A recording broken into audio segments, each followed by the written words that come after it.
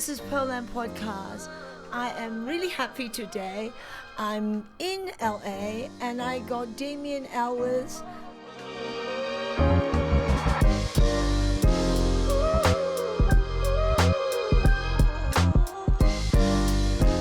My family did, they cut me off financially, which was a great thing actually, because they cut you off financially because they didn't want you to become an artist. Correct. To be an artist, you have to know hunger.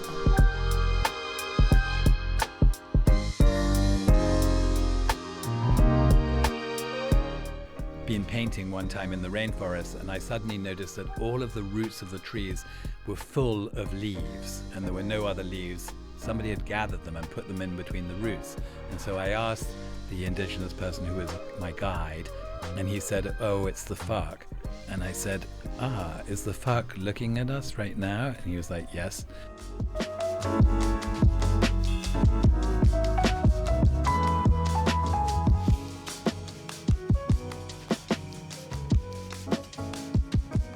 Hello, this is Pearl Lam Podcast. I am really happy today. I'm in LA and I got Damian Elwes who's sitting beside me. We will have a conversation today. Tell the audience who you are, since most of the audience may not be from the art world. Yes, I was born in England and I'm an English painter, and I moved to America to come to university in 1980.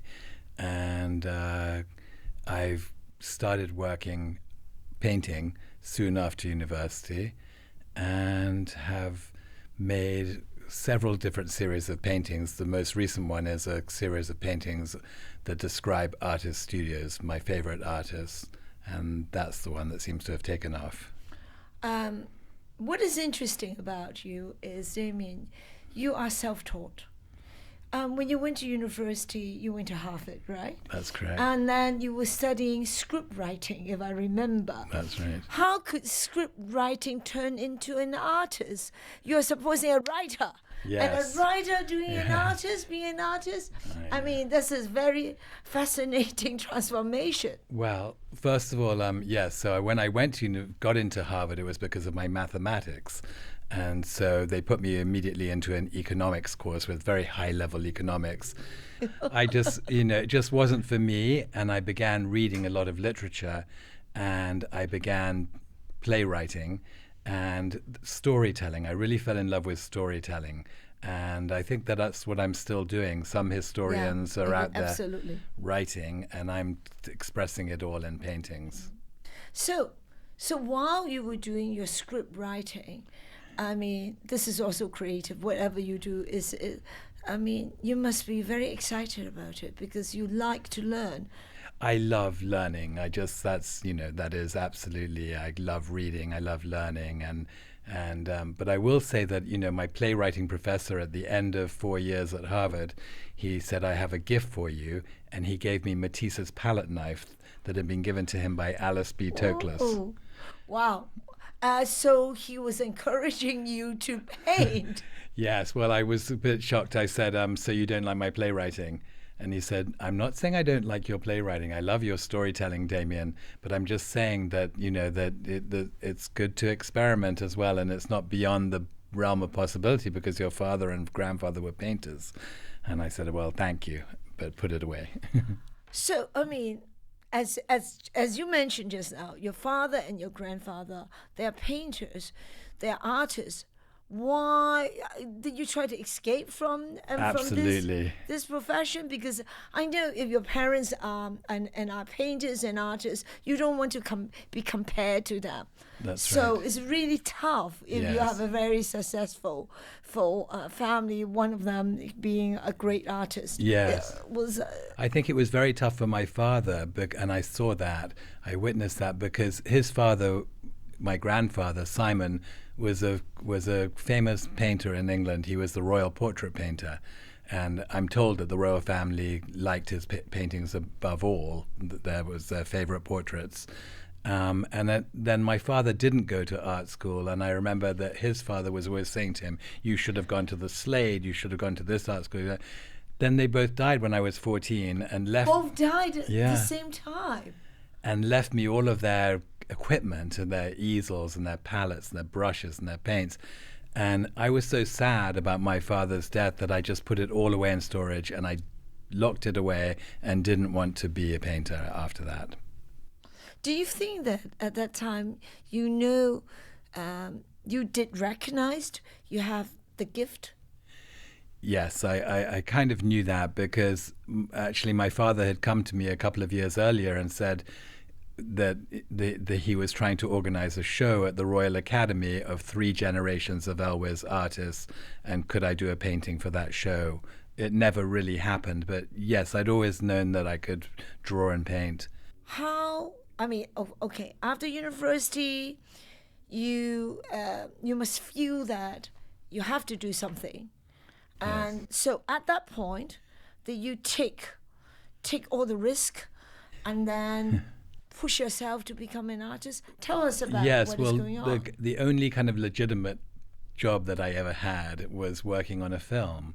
And so I went to New York, and my stepfather was a filmmaker. So I had grown up with filmmaking as well, which is storytelling, and grown up around film studios, which had huge lots of medieval castles and western towns. And so I loved storytelling. I loved playing. I loved that kind of thing. So anyway, on the set of that film, at that point, I had told my stepfather that, I was really interested in writing and perhaps writing films and maybe one day directing films.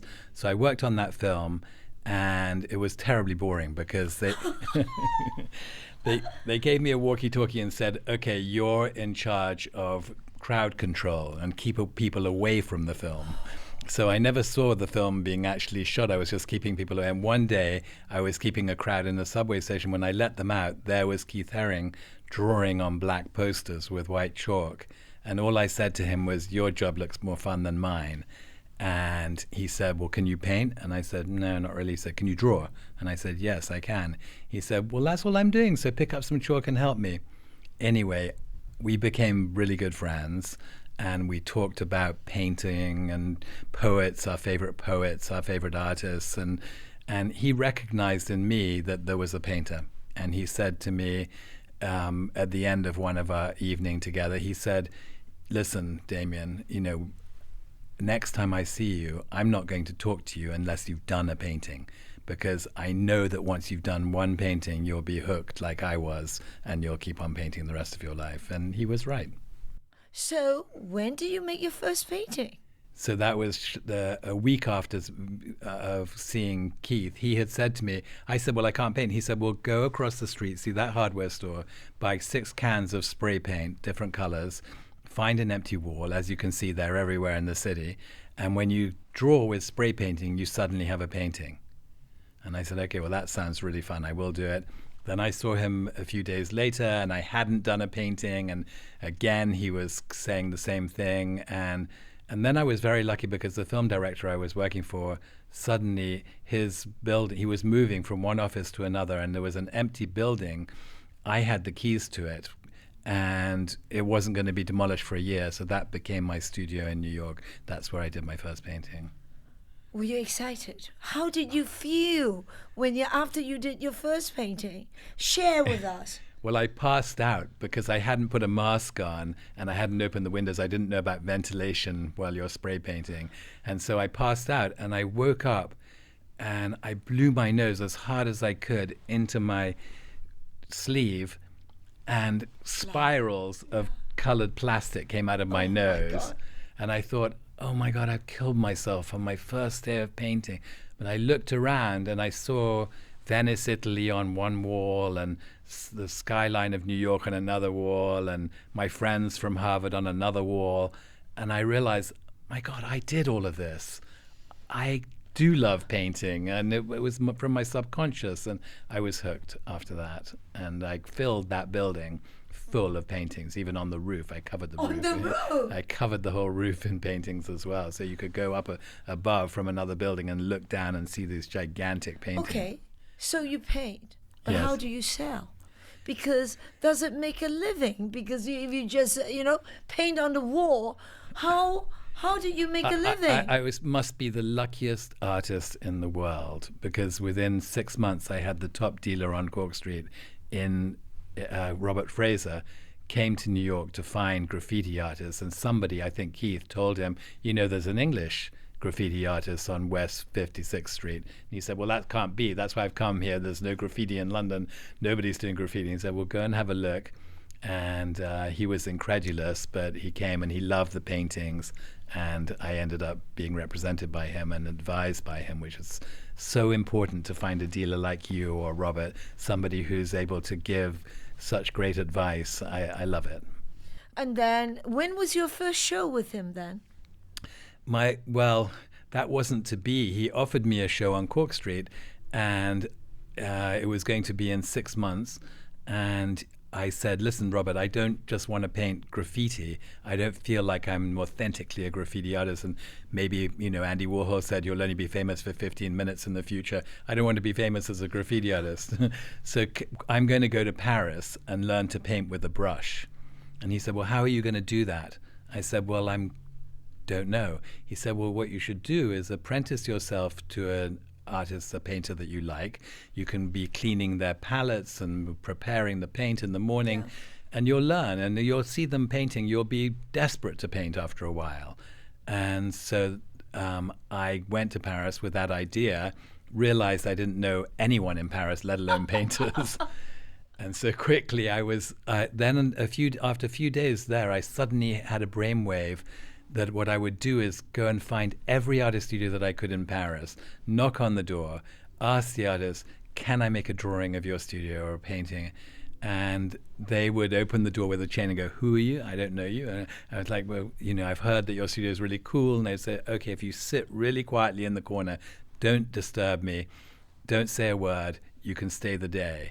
And for 2 years, I visited maybe 100 different contemporary studios. And seeing how they paint and watched them painting. So I learned how like that. Yes, that's how I learned to paint, and with a brush. And unfortunately, in that period, Robert Fraser died of AIDS. Oh. It still gives me shivers. Wow. I mean, yes. And then still that year, okay, you went to Paris. Okay, obviously your family has money. Yeah. You went to Paris, yes. But that is the money that your family gave you. No. So how do you make the money to go? After New York, after the abandoned building, I came back to London to see Robert, and I started painting. We had a big house, so my family had a big house in the country. But they were very unhappy that I was painting. They expected me to do other things. My stepfather said, look, you can go to law school, but I'm not sending you to art school.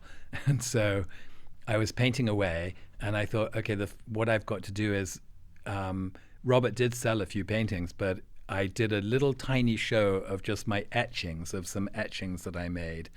And I sold about £3,000 of etchings, and that was the money I used to go to Paris. And then in Paris 1 year, 100 artists, how do you make the money? Selling your painting on the street like these artists? Well, it's funny that you should say that. It's funny that you should say that because I actually, for a while, I painted on the bridges in Paris. I painted the Pont Neuf. I'm not surprised because I know several Chinese artists. And people would come along and throw money at me, But that's not how I know. The £3,000 in those days lasted for about a year. My family did, they cut me off financially, which was a great thing actually, because they cut you off financially because they didn't want you to become an artist. Correct. To be an artist, you have to know hunger. Yeah, exactly. Exactly. And then it pushes you to go forward. I think it's a great thing anyway. I think if you rely on your parents' money, it's much more difficult. But if you go out and do something for yourself, of course, it gets better and better. Oh, wonderful. Okay, so when did you meet your wife? I met Luanne. I was doing an exhibition here in Los Angeles. So after Paris, you stayed there exactly 1 year. No, 2 years. 2 years. So you must be fluent in French, right? Fluent in French, and I can't. Well, they never let me speak when I was in the studio, so it wasn't difficult. I didn't learn very well French, but I could get by. So your £3,000 lasts you 1 year. Yes. Your next year. No, well, were you selling the? Yes, I was. I was always there. I've always been very lucky, and people have always wanted to buy my paintings. That's all I can say. Even then, the little watercolors and drawings that I was making, people would buy them from me. Yeah. So you never got worried, and your family could not sway you yes. to do, as they say, proper job. Right. Exactly. So after 2 years, you decided not to return to UK, but to go to even New York, to go to LA. Why LA?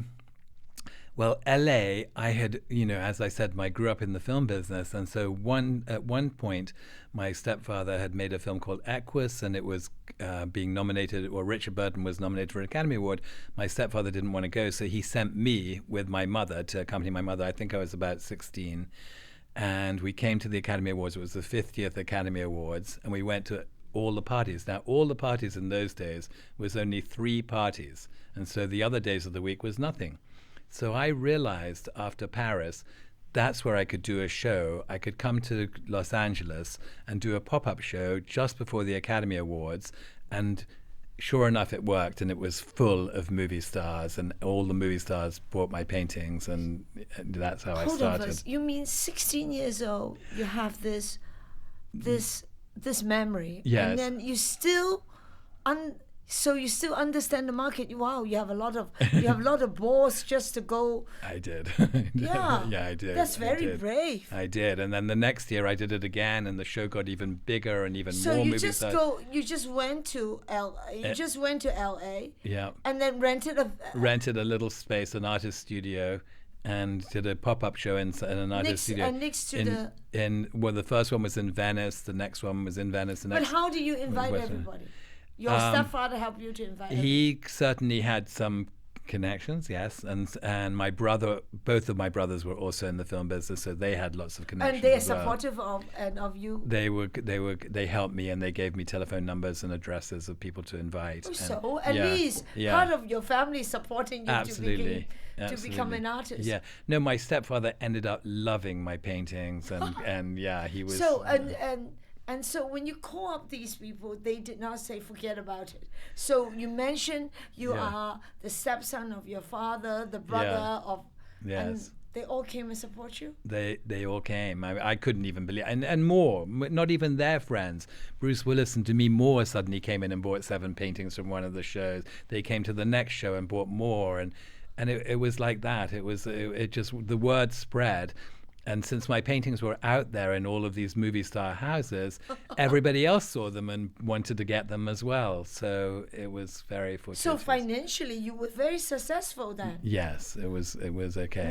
Was it a little, because artists should suffer. How come you never suffer? No, I did. I did. Your suffering is nothing. It's never. You never suffer. My wife Luanne. So I met her on the 3rd time I was doing the Academy Award show. By then it was in a gallery. A gallery had invited me to do it on West Hollywood, and Luanne was 22 years old and working in the next door gallery to me, and I invited her, and she came along, and I had to watch. It was so successful, that show, that the press was asking me questions, can I pose with Rob Lowe and whatever, and so I had to watch out of the corner of my eye as some billionaire, I call him in a joke, was chatting her up and trying to take her off to dinner. But yes, that's when I fell mad in love with Luanne. She's always been so supportive of my work, and she's so intelligent and she comes into my studio every day, and her taste is impeccable. She can go, those 2 colors are not quite working with that other color there and whatever, and she's right, and she knows her stuff. She really does. She loves But you art. two are very compatible. We're very compatible. Yeah, because you two actually support each other. That's right. I mean, I think your artist career and after you met her is actually built together. Totally. Okay, totally. so your story your story is really very special. You really have the courage to actually go to a foreign place. You never lived in LA before. Right.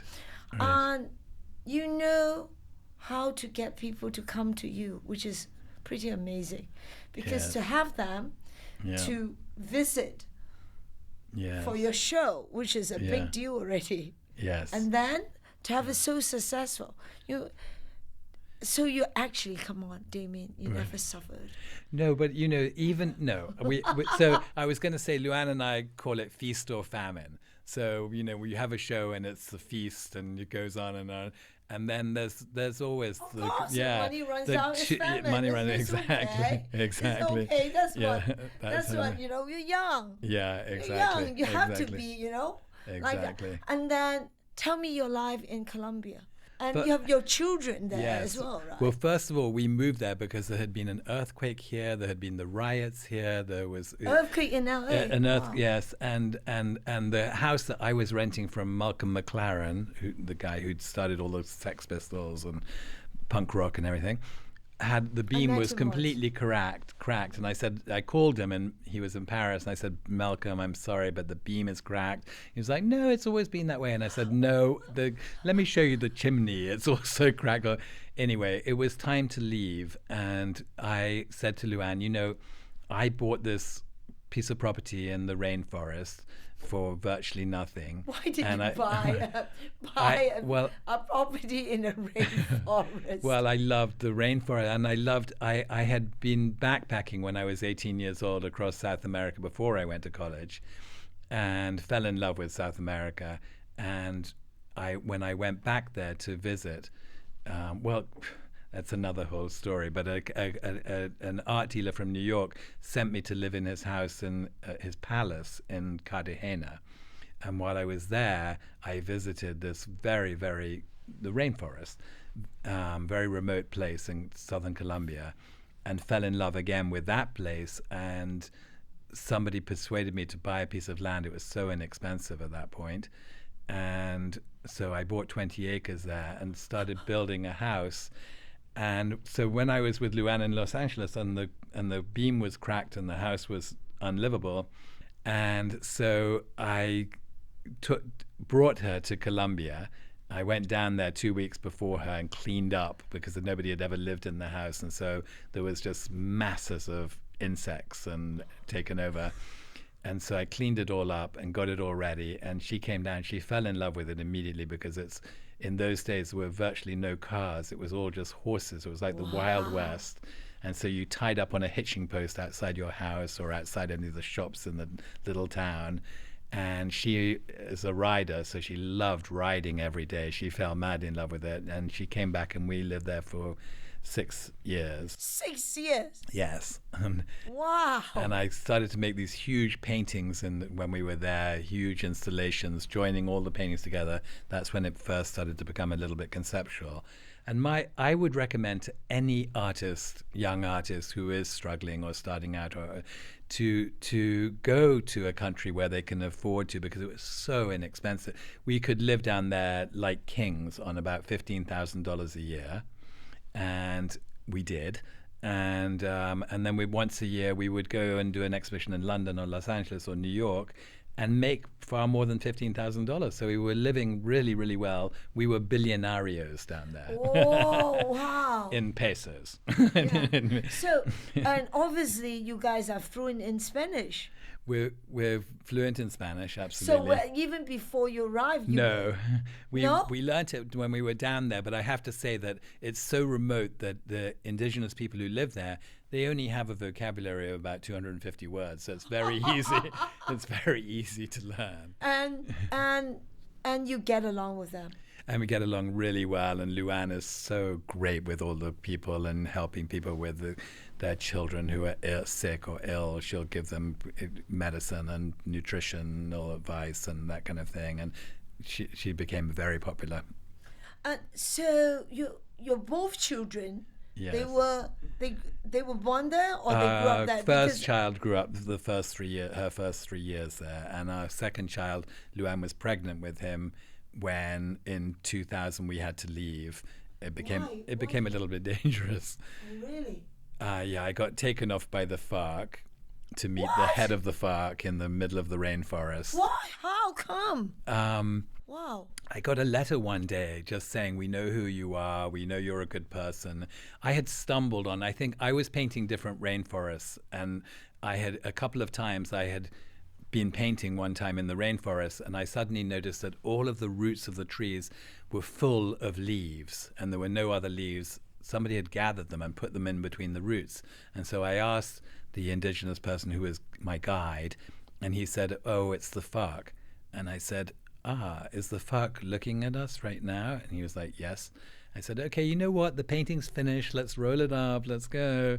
And this happened again. I went into another cloud forest. I painted a huge painting on top of a volcano on a cloud forest up there. And again, there were FARC people near there. And that's why I think I got the letter. But anyway, to cut a long story short, I told Luanne, who of course was very fearful with a little baby and nobody to talk to. I told her, "Don't worry, you know me. I will either escape. If I can't escape, I will. When I meet the leader of the FARC, I will make best friends with him, and he'll let me go." And I tried the escape thing. I didn't really try the escape thing, but I did quickly have a gun to my head at one point. So I thought I was being kidnapped for a very long time. But actually, when I met the leader, I did exactly as planned, and I made best friends with him just by opening up a very intellectual conversation with him about communism and life and what was going to happen in Colombia, when he took over and all of this. And by the end of it, he was hugging me and saying, "You really understand me, and I'd like to come visit you. I have friends who I visit every couple of weeks, and you're a great guy, and I'm going to make sure nobody harms you at all," and everything. And I said, "Thank you very much. That's great," and shook hands. And then when I got home to Luanne, I said, "It's time to leave. It is time to leave. This guy's going to visit us every few weeks, and it's going to be more dangerous for us." So we left and came to Los Angeles and had our second child here and continued. When you arrive back here, I mean, your contact basically is 6 years old. I mean, it's 6 years ago. Yes. So you have to rework again. Yes. But as I said, I sold so many paintings to so many important people here in Los Angeles that it was just constantly, there were more and more people who saw them in those houses and wanted them. When did you start the studio series? I started the studio series. So I had been painting, drawing studios back in Paris years ago. When I came back to Los Angeles, I didn't know what to paint. And we were living in a little apartment. Luanne was having the second child, our boy Aubrey. And we had Cosmo already, who was 3 years old. And so we had a little apartment on the promenade, near the promenade, on 3rd Street in Santa Monica. And the living room had to double as a studio. If we had a client over, we had to pretend the whole place was a studio, clean it all up, make it all white, and it worked somehow. But I began, Pierce Brosnan's wife called me. They already had several paintings. Pierce loved my paintings, and he had several paintings. She called me and said, "Listen, Pierce, has just got this James Bond film. It's his birthday coming up. I would love to get him another one of your paintings. What are you doing right now?" And I said, "Well, I've just made this painting of an artist's studio, so I think I'm really interested in resuming painting artist studios." And she said, "Okay, well, is there anything from, the South Seas? Because I'm from Hawaii." I said, "Well, I can do Gauguin Studio for you." Ooh. And so that was the first painting that I made, was of Gauguin Studio. And I made a couple for her to choose from. She took them both. And shortly after that, Annette Bening got a Monet studio. So I was off and running. But how did that happen was that I bought a computer when we first arrived back, because we didn't have computers. The internet had only just been invented. And the first thing that I Googled was Picasso's Bateau Lavoie studio.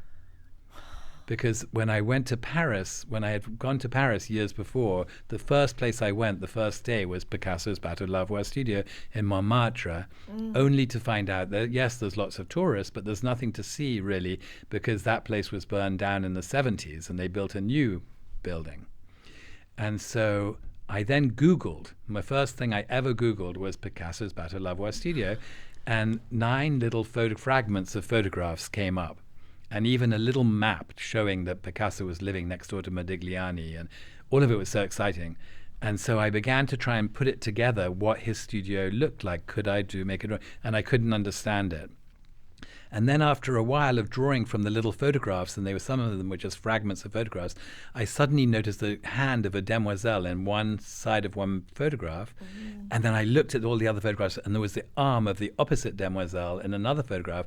So I printed out Demoiselle d'Avignon, and suddenly I could make a jigsaw puzzle of all the photographs and see what his studio looked like, probably for the first time since he worked there in 1907, so it was incredible, that the realization. You're like a detective. Like a detective, I could now realize not only could I paint Picasso's Battle of Lava Studio right then, but I could do that with any artist, any of my favorite artists at any time that I wanted to be a fly on the wall and see into their studio. So how did you do the Gauguin studio? That's the most the further back in time you go is the most challenging, Yeah, and exactly. so that's the 19th century. Yeah. There's one photograph of from within one of his studios. Now he had about 6 different studios in Tahiti. There was one photograph of the inside. There was the existing photograph. His last studio is existing there. And then there's all his paintings and his drawings and all of that. So I put all of that together. I even went to all of the different Sotheby's catalogs to find everything that people, when he died, sailors looted his studios and took all of now all of those things have cropped up years later, and they appear in Sotheby's and Christie's catalogs. And so all of his possessions I got, and all of that I managed to put it together. But of course, I had to use a lot of my imagination as well, and to put it together. And then with your creative mind, you put things together. And also, when you do a studio, you study about the artist. Yes, absolutely. You study how, and of course, you study each of their series and how they paint, and the Gauguin how you looked at these native women. I mean, all that must be everything. Every interview they ever had, every so film that was ever made about them, every book that was written about them, every person who wrote an account of visiting that studio. That's so useful, So each of these paintings must have taken you a lot of time, because I can see that beside you really paint the details. Yes. Is that research effort? Yes. Of studying the artist, not just studying the artist of how they paint, but their life experience. Absolutely. The studio activities. Absolutely. Yeah, I'm very much looking at their studio activities, and of course, as you said, the imagination of course has to come into it, particularly if you go back far. But even with every studio, because you see let's say Lucian Freud's studio, and you see his palette on a table with lots and lots of paints, but then you see also he has 2 chairs by his painting, and one chair is covered in paint, so of course the palette was there sometimes. So you can move things around, because in a real studio everything's moving all over the place all the time. It has to be. It has to be. Yeah, and you figure out as an artist, where would that be? Where would that? Every studio I love the most is the floor. Yes. Because the paint Yes. that's spilled on the floor, that's the Yes. most beautiful part. Me I thought. too. Yeah. Me too. I love that. Yeah. I learned that. And Lucian Freud would, after he finished with the palette, he would take his palette knife, and there's a little film of him doing this, and pick the paint off and then splatter it against one particular wall. So that wall is covered in paint of That's his splatter. wonderful. Yeah. So who's your favorite artist studio so far? Yes, that's so hard, because I love I know them you've all. done your 3 walls Yes. Picasso painting. Yes. That was amazing. That was Picasso's villa in Cannes in 1956, and there's literally hundreds and hundreds of artworks in that studio that he's completed or he's working on.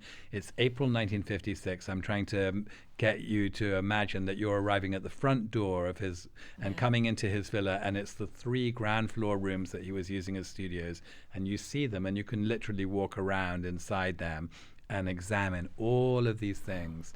And what was so exciting about that one for me was that in the actual painting studio, I was just painting the painting studio and all of these beautiful objects, and I realized at some point during it that I was painting his studio in 1956, but he was fully focused on Velázquez studio in Las Meninas in 1656, 300 years before that. And probably no coincidence that it was 300 years. And he was actually placing everything in the studio to represent different bits of Velázquez painting. The Princess was this painting that he did. The Chamberlain in the Doorway was a painting of the shadow that he put particularly in the studio. He thought his studio resembled that studio in Las Meninas that Velázquez was painting in. And so he was focused on that. And then I went back to the Las Meninas painting and saw that Velázquez at that time, on the walls of the studio, were two big paintings of the ancient arts. Yeah. So Velázquez was painting on the ancient arts. Picasso was focusing on him. I was focusing on Picasso. And that's what my paintings are about. They're about how ideas go from one artist to another and inspire different generation to different generation. And so that nobody knows that. Nobody knows. Nobody knows that Picasso was doing that. Because you actually show a different historical perspective. Because I think if you study a history of an artist or their biography, they will talk about their biography instead of so specific. That's right. That you actually went to the studio, you look at the studio, and then you realize that he was actually inspired by another artist. Yes. And I think these are the valuable. Yes. This is really. It's a visual history. Yeah, I'm telling a visual history, and it's always surprising to me the things that I learn. And I think that as an artist, I'm seeing things that obviously a writer would not see. Yeah. And I remember when we were talking about the Basquiat studio, you did different Basquiat studio, but in different angles. Right? Yes, that's right. But when you see from different angles, how, in your mind, you must have already painted the whole studio in the 3D form. So just going back to Picasso for a second. So for that gigantic painting with all of that thing, I had to assemble all of the photographs that could possibly be found. And luckily, Picasso had 2 or 3 favorite photographers, friends who are photographers. One of them was called David Douglas Duncan, and he's put out 6 or 7 books on Picasso. And so I photocopied everything and put all of his photographs all over the walls and all of the other photographs. And there was a documentary team that made a documentary of me making the painting in the early stages. And they called me and said, listen, we can't put it on TV because you've got all these photographs by David Douglas Duncan and you have to get his permission if we're allowed to release the documentary. So I called David Douglas Duncan, and he was in his 90s. I think he was like 96, not sure exactly, but he was, and I said to him, explained to him the situation, and he said, no way. And I said, why? But David, the thing is this, I could not have done this painting without you. You are the link. And that's what all my paintings are about how one artist inspires the next, and the next artist inspires the next and next. And so without you, I could not possibly have done this. And he said, oh, all right, you can do it. But coming back to Basquiat, somebody had seen a portrait that I did of Basquiat, and they contacted me and said, I was the Basquiat's assistant at that time when he was living on Crosby Street, and I made all the frames for him, a man called Stephen Torton. And I said, and he said, could I come and make a frame for your portrait of Basquiat? And I said, of course, please do come, Stephen. And so he came all the way from New York, and he helped me make a frame for the Basquiat painting.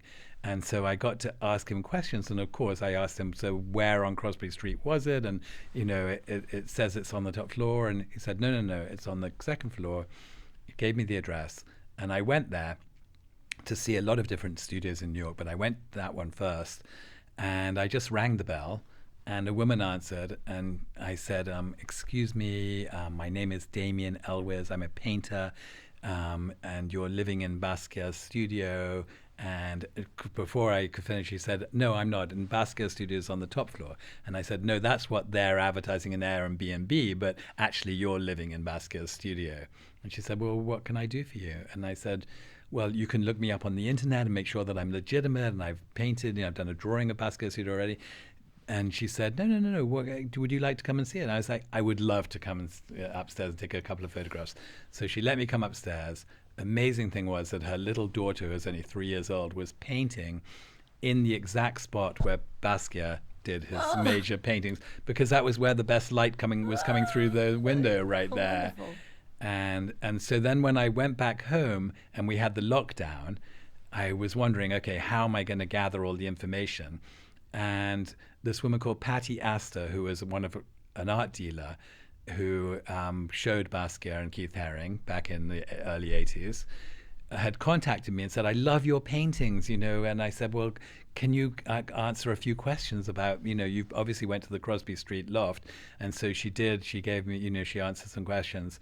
And she said, not only that, if you come onto my Facebook page, you'll find all the people who, went to his loft back in that time. Wow. And so I did that during lockdown. There was nothing else going on. And I got their telephone numbers and called them all and asked them, what were the videos, what was on TV when you were in there, what music was playing, what albums did you see lying around, what books did you see lying around, what art was he collecting, what everything. And so I was able to just completely fill these gigantic paintings of the studio with everything that they told me. Do you work like this on every single artist? There's several of those that you are favorite, and then you will... Well, I really relate to I do work like that on every single artist as much as I can, but I really relate to Haring and Basquiat because they were exact same age as me. I got to meet them, so I got to talk to them about making art, and we lived in the same era, and so we grew up on the same comic books and the same cartoons, and so many of those things in both of their studios, the art materials, and were things that I was using at exactly that time as well. So they're the ones that I relate to even more strongly than as much as the others. Yes. Yes. So what is in your mind now? How are you? I feel that, Damian, you never really plan something. It's just that things comes to you. Yes. And it's all organic. Well, I'm constantly reading and researching and listening to all the time that I'm painting. I have YouTube on, and I'm listening to Peter Doig talking, or whichever artist I'm interested in at that moment.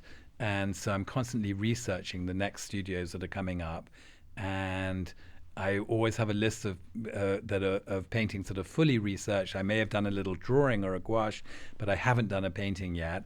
And so my mind is full of, I'm always thinking about all of those paintings that are coming up and how I'm going to do them. So right now I have in my mind Miro's sculpture studio in Majorca. I have Picasso's sculpture studio in Mougins. Those two are both incredible studios that I haven't painted. Have you visited Modigliani? So he had yes, I really want to paint Modigliani's studio. I love his work, and he had a little studio in Paris. I've been there, and there's very little information. There's not the windows. I can't see what the windows are, but there's just enough to make a painting. Yes, and I will do that, absolutely. Okay, so you've been doing studios. Yes. I mean, beside painting, what do you do? What's your hobby? My family. At your lovely wife, my family with my children time. And my wife. That's about all the time I have. And people think that I'm so social because I was very social growing up in England, and they see me at my exhibitions, and it's full of all of these people, and so they think that I'm constantly out with all of these people. It's not like that. But you cannot, because you can see from your painting the details. Yeah. I mean. Yeah. I wish I could make more paintings per year. That's my own year. I see my other artist friends putting out a painting every other day, and I wish I was in that, I wish I could do that, but that's not the way this works. There is a lot of research to it, and I enjoy that. But I do look forward to moments of that haven't happened in the last few years, of just kind of going on holiday to Italy and just painting a painting every day of different thing. I would like to do that. I would really like to paint Venice, Italy very much. Last question Yes. to ask you is, Yes. would you allow other artists to paint your studio? Well, I have been sent by fans paintings that they've done of my studio. Oh, how wonderful! Yes. And? Yes. And? I prefer painting my own studio. That's why, so people always ask, when are you going to paint your own? Of course I have painted my own studio. I just haven't put them out there as much. But that's why I was so happy to send you that one for Hong Kong, because that's such a personal painting, and it has That one was Luanne great because with the babies. we put it and- right in the front. Yeah, and there's it has all the a lot of the paintings that I was doing at that time of my first baby, my first child, Luanne with the baby, and all of that is all in there, and Yes. so it tells a story. I saw Luanne Yeah. pregnant as well. That's right. That's right. Yeah.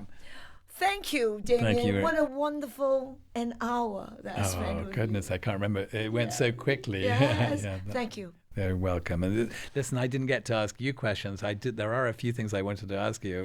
Yeah? Yes. Okay. So who are your favorite artists, Western artists, let's say, or also female artists? I'd like to know. I love Pollock. I love Jackson Pollock Great. a lot. He's coming up for your show, Yeah, by the way. I love Jackson Pollock, and I also female artists. I love Joan Mitchell. I love Joan Mitchell. Yeah, I love Okay, Joan. great Yeah, idea. these yeah. are the two Yeah. I really love. Of Me course, too. and of course I do like Modigliani, and I love Basquiat. Mm-hmm. Yeah. Thank you. That was so good. Yeah. Yeah.